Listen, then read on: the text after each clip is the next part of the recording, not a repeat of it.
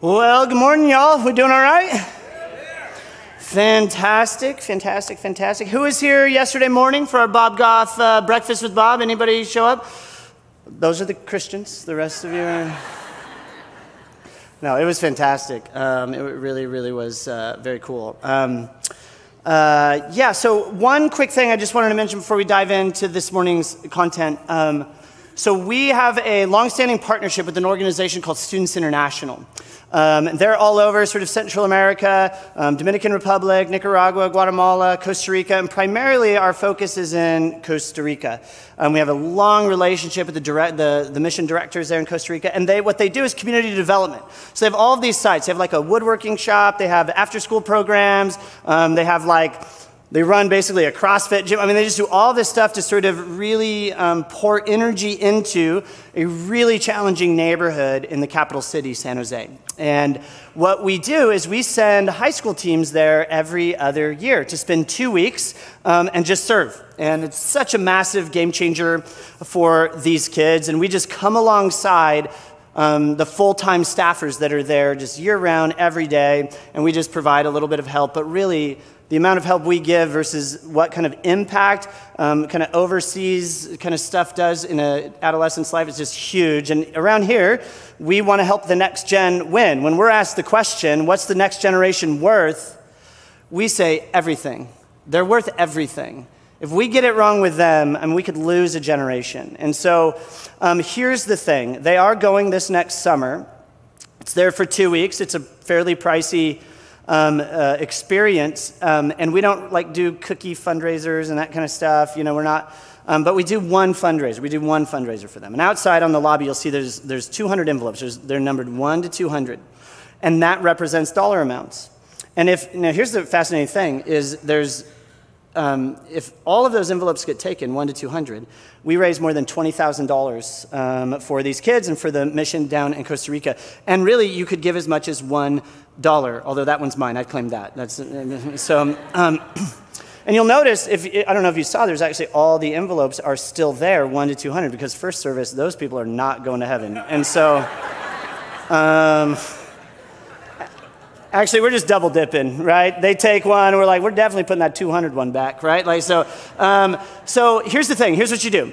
Right after the service, you just go and you grab an envelope. And even if you don't have cash or check, of course, we are pretty technologically savvy around here, and we take all sorts of things. Just help our kids get there. And some of that money also goes directly to our partners in Costa Rica and kind of what they're up to.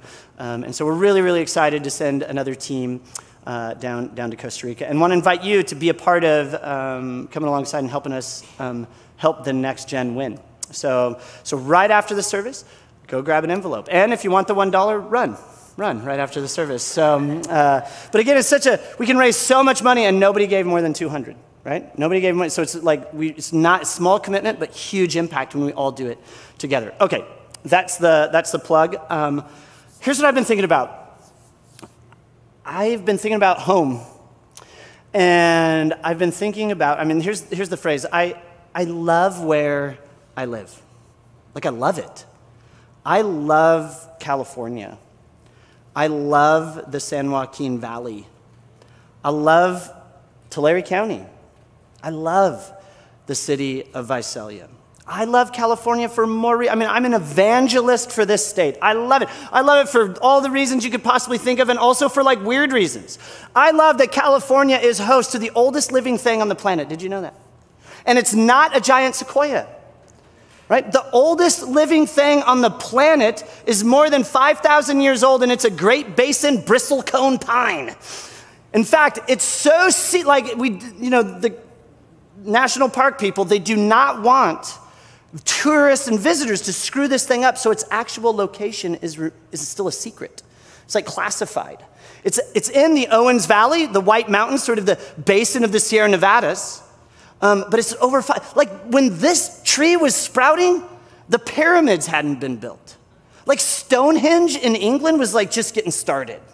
They were just moving the first rocks, right? This thing is in our backyard, and again, it's so precious.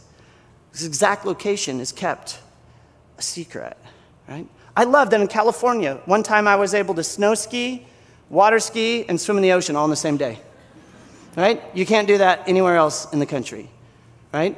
And back then it was Sierra Summit. Is that what it was called, right? Now it's like China Peak or something, but like, you know, so skied at China Peak, water skied at Shaver, and got on the boogie board in Pismo, right? All in the same day. I was pretty tired, but that's really cool, right?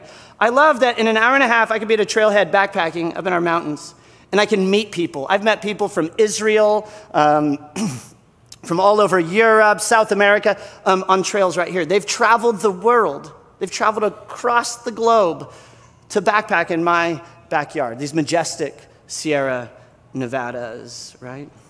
I love it. I love the San Joaquin Valley. It's incredible to me that our valley grows more than 250 crops, producing 25% of our nation's food supply, all while using less than 1% of the combined U.S. farmland. I love Tulare County. I think it's absolutely fascinating that we are working on a 1-to-1 ratio, cows to people. There are 380,000 cows in Tulare County and 480,000 people in Tulare County, right? You may not know this. Tulare County is actually the #1 producer of dairy in the United States, right? Wisconsin and the cheeseheads and all of that, I don't know why they're making a big deal about it, because we're better, right? Healthy cows do come from California, right? Yeah, and I love the city of Visalia. I love it. The crown jewel of Central California, the oldest city between Los Angeles and Stockton, right? The gateway to the Sequoias.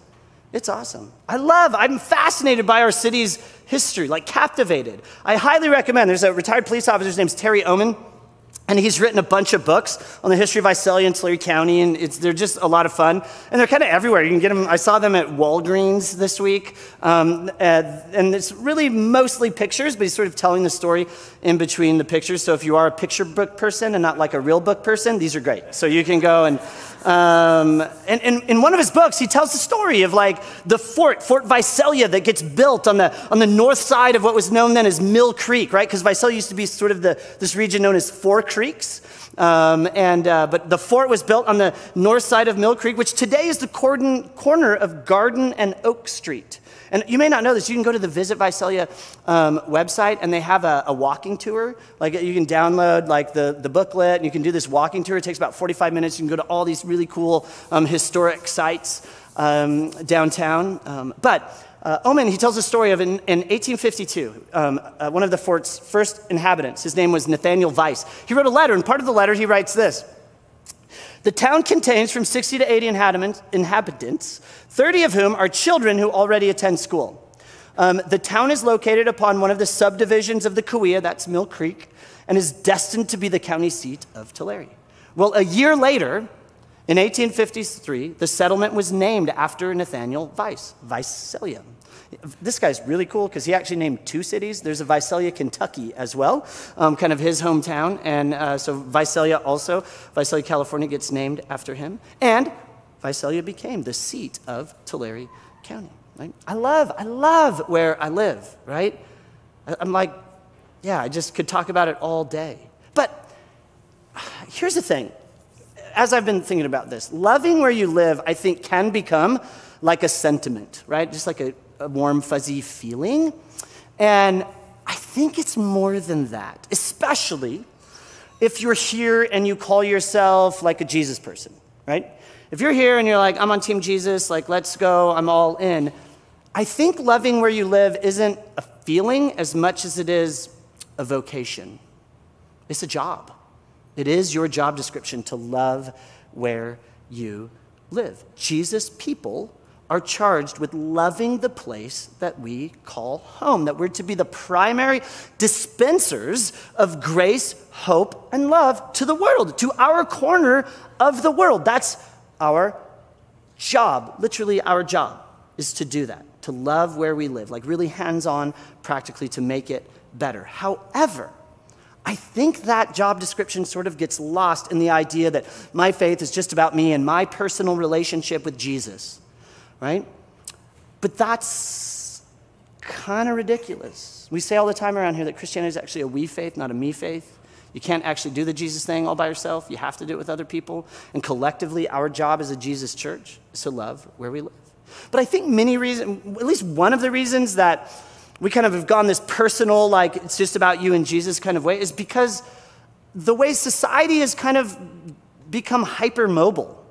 Place doesn't really matter that much anymore. Oftentimes place is just a stepping stone or a rung on the ladder as we climb our way up, whatever sort of career path we're on. We're just sort of waiting for the phone call so that we can pack it up and move on and make a little more money and have a little more prestige or whatever it is. And so as a result, we just don't care that much about place. It's just not that much of a value. I mean, really, sociologists are saying that we live in an age of what's called wanderlust, right? We're kind of lusting after this idea of wandering and being mobile, right? The grass is sort of always greener on the other side. Like if I just go there, that's where it's all gonna come together for me. That's where I can find out who I really am, right? We tend to think now in a hypermobile culture where we're affluent and educated and we can like sell the house and just move and when we have those kinds of options in front of us, well, we tend to think that, well, moving will be sort of the cure for whatever, unsettled anxiety or boring life or, even I know people who have moved just because they just started getting into this like weird web of like broken relationships and they felt weird having to see those people all the time. So they just moved. That's how we become like so conflict avoidant, we'd move instead of have a hard conversation.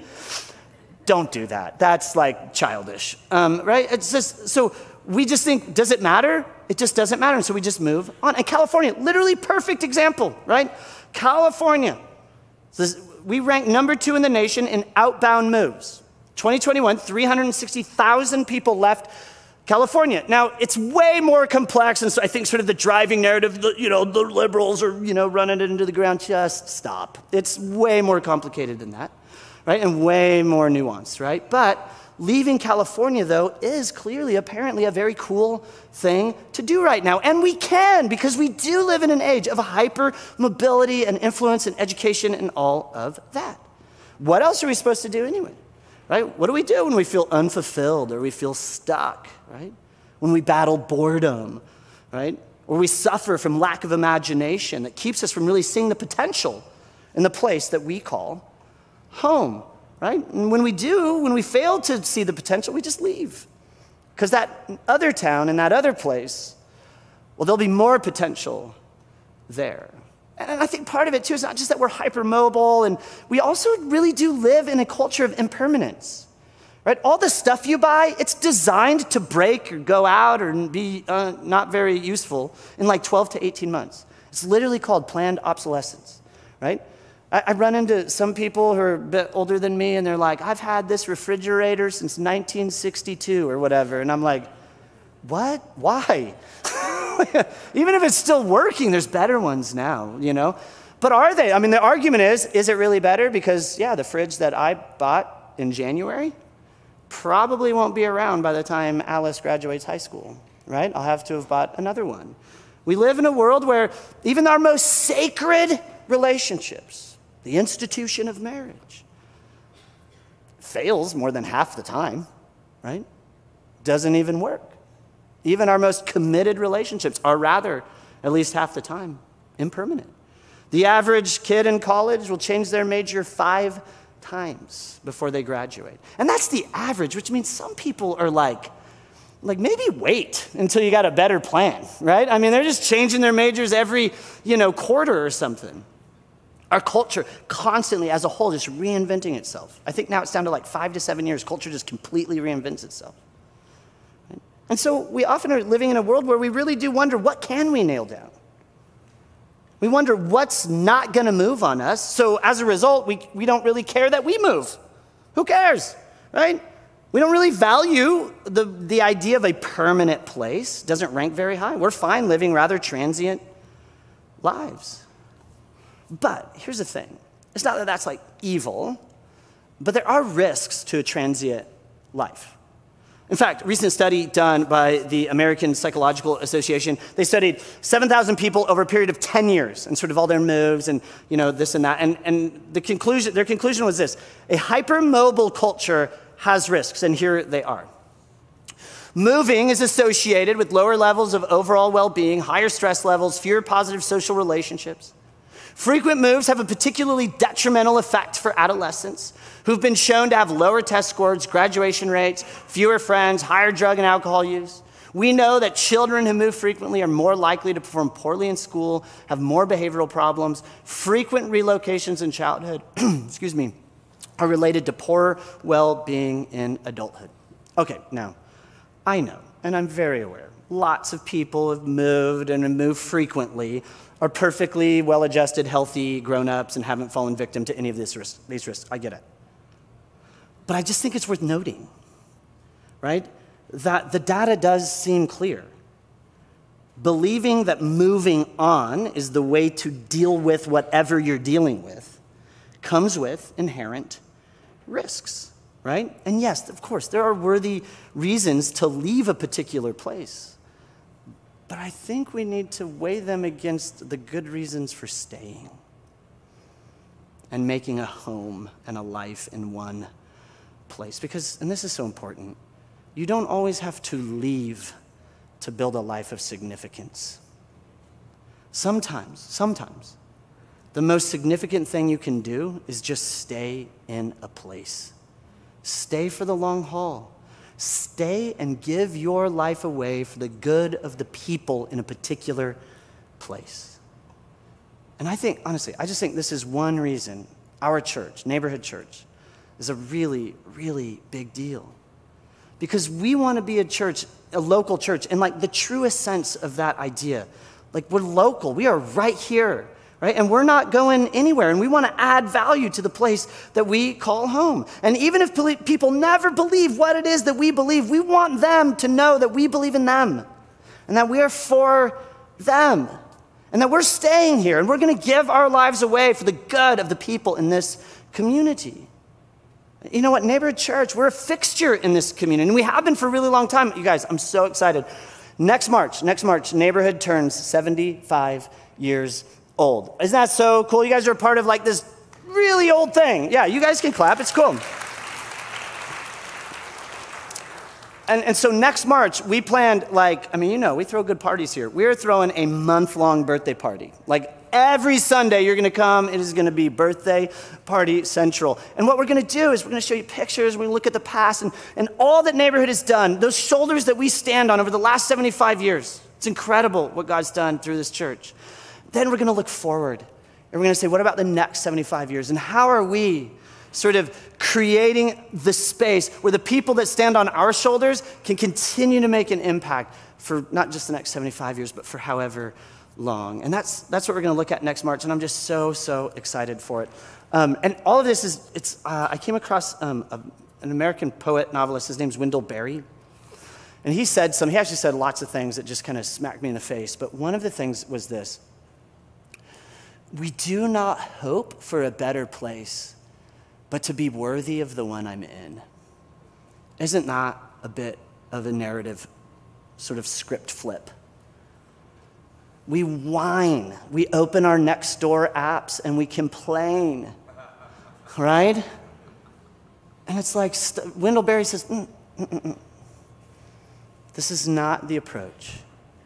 It's not, this place is garbage and it needs to be better. It's, are you even worthy to be here? Right? What a fantastic way to understand the place we find ourselves in. Instead of complaining and whining, we see home as sacred.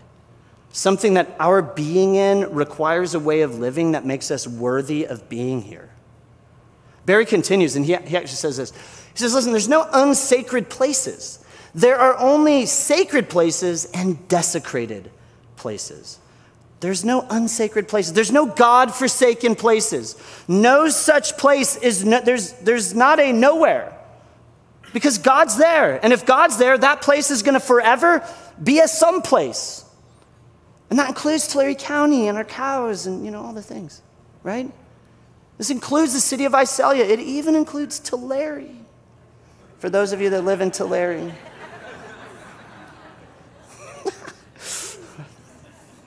Think about it. If you're here and you're not a Jesus person, first, we're so grateful that you're here. But let me tell you what it is Christians believe. And this is like a big claim, right? Here's what Christians believe. We believe that the God of eternity, like creator God, literally moved into the middle of nowhere, a dusty rural village in the northern part of Israel called Nazareth, right? And he did it at the very least, to make sure we all knew every place matters, even places like Nazareth. In fact, there's this really interesting interaction between one of Jesus' first followers and another one of Jesus' first followers. And one of them is invited to go meet Jesus, but he's not really interested in going because he's questioning Jesus' credibility, the Son of God, questioning his credibility because of where he's from. Right? He says, a guy named Nathaniel says this, Nazareth? Like, hey, come meet Jesus, it'll be great. I don't know. He's from Nazareth, right? He's from Goshen. He's from, right? Can anything good come from there? It sounds like he's a great guy, but nah, right? Jesus' credibility is being challenged based on where he's from. Listen, Christians contend that God became a person and moved into the neighborhood, at least in part to remind us that every place is someplace.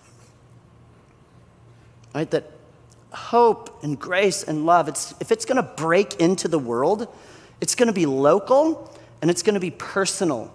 Jesus isn't like up in heaven just like sprinkling down grace and hope and love and like hope it lands on you. No, right? Not at all.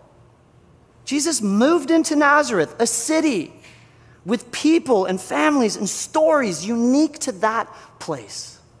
And it's even fascinating. You look at church history. So one of the things that Christians have done over the last 2,000 years is we've sort of said, there's just a few people over the last 2,000 years that have like, they got it. We call them saints. Like they're just like the super Christian people, right? What's fascinating about all these saints that have come before us is their names often include where they're from. Because saints are from somewhere. We're from somewhere, right? Saint Francis of Assisi. Teresa of Calcutta. There's another Teresa of Avila, right? Augustine of Hippo. Jesus of Nazareth. What if that's our story? Forrest of Visalia. Or our story, right? Our collective story. Neighborhood church of Visalia. It's interesting, there's one saint in particular, he's kind of a big deal saint. His name was Benedict of Nursia, which is just a small town in Italy. But Benedict kind of became a big deal. He was the guy that sort of institutionalized like being a monk and monasteries and monastic movements, and he's actually called the father of Western monasticism. You guys can understand monks and monasteries and like all of that kind of vibe. But he actually became famous for what's now called the Rule of Saint Benedict, or the Rule of Benedict, which is just kind of like, hey, here's how we're going to do life. And as a part of that, there's 3 vows that he wants a monk to make. And for Benedict, I think he would just want someone who says they're a Jesus person to make. And the first is, well, this is unique to, or the third, number 3, I'm going to go backwards. Number 3, honestly, is to the monastic way of life, right? Monks, we kind of do stuff a little different. 2, to the Jesus way of life, love. But here, it's interesting what he says is the first vow. Before you take any other vows, here's the first vow. Here it is. Stability. You're to take a vow of stability. For Benedict, stability meant that a monk pledges lifelong commitment to a particular community. To limit oneself voluntarily to one place, to one group of people for the rest of one's life. I think we hear that today and we're like, ugh. What if they're weird? Right? Do we have to stay that? I get it, but why? Why was Benedict so focused on the first vow being a vow of stability? Right? Well, I think Benedict just knew. Right? We don't follow Jesus like generally. We follow Jesus like in particular, like in a particular place with particular people. For Benedict, the vow of stability sort of just declared a rootedness, an at-homeness, right? A place that would endure. Because when we have a place, we're given an identity. when we have a place, especially a church, right, a collective that we call neighborhood church, this Jesus church, you know what it means when we're here, same mission, moving forward for 75 years, for 150? You know what it gives us? It actually gives us spiritual authority. Because we're not just transient. We're not just going to leave tomorrow, pack up, close the doors, and move on. We're here. We're for you. We're not going anywhere. That actually gives you a bit of authority. We're in the trenches with you. Tulare County and Visalia, right? For Benedict, he just knew. Here's how I summed up Benedict and what he was saying. The next slide. Here we go. Find your place. Find your people. Try to die there. Right? I think that's what he says, is find your place, find your people, and try to die there. Now, please hear me. I don't want to like Pollyanna this too much. I get it. Sometimes we need to move. Life is complex, right? And sometimes it's even best for you to move. Maybe there was like abuse or trauma, and that move is creating the space you need to heal. I mean, there's all sorts of really good reasons to move, and life isn't static. I get it. But the point still stands. There is something sacred about finding your place, finding your people, and just trying to die there, right? Daniel Grothe, he wrote a book called The Power of Place, and in it he just says, listen, the Christian life is practiced in particular places with particular people. It just is, right? There's a famous early Christian sermon that gets recorded by an ancient historian named Luke. And it's being preached by a guy named Paul. And Paul, when he's giving this teaching, he's in like the philosophical and educational center of the world at the time, Athens, Greece. And he's at a place called the Areopagus, which is kind of where a lot of debating and conversing went on. In fact, I think we have a picture of the ruins of the Areopagus. So the ruins, that up there is the Acropolis. The Areopagus is this rock down in sort of the bottom corner there where you see like a little plaque. And this is where this guy Paul gives a sermon. And he's addressing like the two sort of powerhouse philosophical and intellectual sort of ideologies of the day. I mean, it's just a big deal. Paul's kind of inserting sort of Christian thinking into the middle of all of this, Jesus thinking. And in it, he seems really to focus. He kind of switches gears and he just says, oh, and by the way, where we are right now matters. Where you are, where you find yourself, matters. Like God's up to where you are. Like you're at this place at this time for a reason. Here's how Paul puts it. And he paints with a pretty broad brushstroke. But the point is there. From one man, Jesus, he, God, made all the nations, that they should inhabit the whole world. And here it is. And he marked out their appointed times in history and boundaries of their land. So time and place, Jesus is behind time and place. And where you find yourself right now, right here, right? And God did it, and here's why. God did this so they would seek him and perhaps reach out for him and find him, though he's not far from any one of us. Again, Paul's painting with this broad picture. He's painting this really broad picture, but his point is simple. God's up to something when and where you find yourself. We're given a moment in history and in a specific place in that moment in history, so that what? We can just draw close to Jesus. So we can partner with Jesus. Jesus placed you where you are, so you can draw near to him. That you can learn to do your job as a follower of Jesus, to love where you live. And yet so often all we think about is getting out of the place we're in. How can I move? How can I get out of here? The world's just so much, but I have been all over the world and in 40 of the 50 states. I love California. I love the San Joaquin Valley. I love Tulare County. I wouldn't trade it for any. It would take an audible voice of God to get me to move. Or you guys firing me or something. That would probably change. By the way, I don't know if I told you guys this, but August 1st, I celebrated 15 years at this place, Neighborhood Church. Yeah. I just love it. I love it. So often, I don't know if you know this, but like the average lead pastor tenure is like not very long, like at all. They don't stick around very long, but I'm like, man, I'm here. I just want to be with y'all, like no matter what, because I love this place because, and to Paul's point, I think we could just say this, our moment in history matters and our environment matters. It does.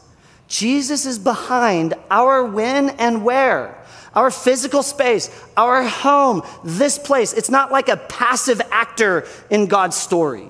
Where you are is more than just a background element in your story. Our moment in history matters. Our environment matters, and Jesus is up to something in the midst of it. This place, this moment, is our opportunity marked out by Jesus. And the idea is to, not waste it. Don't assume it's wrong because of what you've got to deal, right? Draw near to what Jesus is up to right here, right now. Play your part, right? And to go back to Wendell Berry, he says, listen, there's no unsacred places. There's just sacred and desecrated. How he defined desecrated just smacked me in the face. It was just so confronting to me. Here's what he said about desecrated spaces. Desecrated places are simply places that are populated with people who don't seem to know that their job is to love the place they find themselves. Oh my gosh. I don't know about you, but that just smacked me in the face. It was just a confronting way to think about it. He's already said, forget trying to be like, this place needs to be better and, get on the Nextdoor app and whine about it. But to live in a way that you're worthy of a particular place. And now he's like, guess what? You can actually take something that's sacred, something that God said is sacred, and you can desecrate that sacred place because you forgot your job. You forgot your job to love, right? We have the capacity to desecrate this place because we forgot our job in Tulare County, Visalia, Tulare, Exeter, Three Rivers. Hanford's not Tulare County, but I know some of you are from Hanford, and we love you too. Right? So the question, I think, is, will we treat our place, our home, sacredly? Will we love where we live? Or will we just complain about the imperfections that annoy us and dream about a day we don't have to live in Tulare County? I find that sad. It's not that God doesn't call people elsewhere. He certainly does. But leaving because you don't like something before you've done your job to love this place, right? When we say yes to our job description collectively as a Jesus church and add value to the place that we call home, or will we in our just forgetfulness, maybe our selfishness, desecrate this sacred place? And instead of seeking to heal it, we just pack up and move because the grass is greener. Neighborhood, it's a big family. There's a lot of you, and I love it. I love all the people. I love Sunday mornings in the rows, and I love shaking hands and kissing babies. I just love it. Love that part of my job. And I love that we're a big church. But I don't want us to just care about being a big church. I honestly don't really care that much that we're a big church. Because I don't think Jesus cares all that much that we're a big church. I don't think Jesus cares all that much about the quantity of people we can get to show up on a Sunday. It's cool, it's fun, it's great. And it has its value for sure. But I think Jesus cares about the quality of our service to the people around us. I don't want us to be a big church first. I want us to be a church that loves really well first. And if big is a part of that, then big's a part of that, and that's great. But I'd rather us be a church that cares about how well we are loving our neighbors and this place that we call home. I think Jesus cares, not that we're big, but that we've treated our place that he's put us, our corner of the world, sacredly. And I love? I love that I'm kind of preaching to the choir. So many of you get this so well. You just get it. You love this community and you're all in, right? Some of you you work all day long and you drink some water right as you soon get off work and you go straight to the soccer field, or you go straight to the baseball field or softball field or football field and you coach either for free or for pennies on the dollar if you're work for the school district as a coach, right? I mean, some of you are teachers. Just your own job is this like sacred thing. You're investing in the next generation. I mean, it's like, I can't even fathom 5 days a week getting up and just seeing the same like 28 kids every day. Me going, oh, who are their parents? They're gremlins, right? Like, bless you for doing that. Like, you know, I know people get into teaching for lots of reasons, but you know what? Most of the teachers I've experienced in my life, they got into it for the right one. They got into it because they care about the next generation, and they'll do it for 30 years, 40 years, and I'm like, you are literally insane, right? But just a sacred job. Some of you own companies, and you employ people, and you do it, and you pay them fair wages, right? Some of you, and you're offering a service that our community needs. Some of you feed people. You're in the ag industry, right? We're eating. I love those stickers that say my job depends on ag, and I'm always like, yeah, but doesn't every other job depend on every other? Anyway, I'm like, I don't know, but I get it. But right, some of you feed, you guys just get it. And now you can do all of those things and still kind of be a jerk about it and have the wrong attitude, but that's not been my experience with you all. You all sort of just get this idea, and you show up. You know, more than any other job here at Neighborhood is you all work in this like service industry. Like your educators, your firefighters, your police officers, like that, we just have a ton of that crowd here. Like, awesome. But everything we do and everything you do, we can do it on behalf of Jesus and our community. Let me close with this. Here's a question. Quick little Bible study, and we'll just get out of here. Do you know what the first gift is that God gave humanity? The first gift. He could have given us anything. Here's the first gift. A home. Place. Right? The Lord God took the man, put him in the Garden of Eden. There it is. He gave him a place. To do what? To love it. To take care of it. Right? To make it matter. To make it sacred, right? And pay attention, it's not the whole world. It's not the whole world. It's a little place in the world, the Garden of Eden, right? It's a particular place that Adam and Eve, they would work it, take care of it, love it. Pull out its holiness, its sacredness, right? Now, this is a side note, but Garden of Eden is actually never called perfect. I think we kind of think Garden of Eden, it's never called perfect, and I get why. Perfection means we don't want to add anything to it or take anything away because it's already perfect. It's just called good. Why? Because we're supposed to do something where we find ourselves. We have a job to make it better, right? We're not called to love the world in general. We're called to love the little worlds that we inhabit, our corner of the world. And it's so interesting that the first gift that God decides to give humanity is a place. It's a home. But on the opposite end, you know what the first the Bible calls it like a curse, but that's not maybe the best way to understand it. Like the best way maybe to understand it is when the people were writing down sort of the creation narrative that we find in the Hebrew scripture, our Old Testament, the way they described how the world broke was loss of place. They lost their home, right? Here's how it gets recorded. So the Lord God banished him from the Garden of Eden. Adam and Eve, you might know the story, Bible person or not, right? They just decide they're not going to listen to their creator anymore, and they're just going to go do their own thing. And as a result, home was lost, and they were placeless.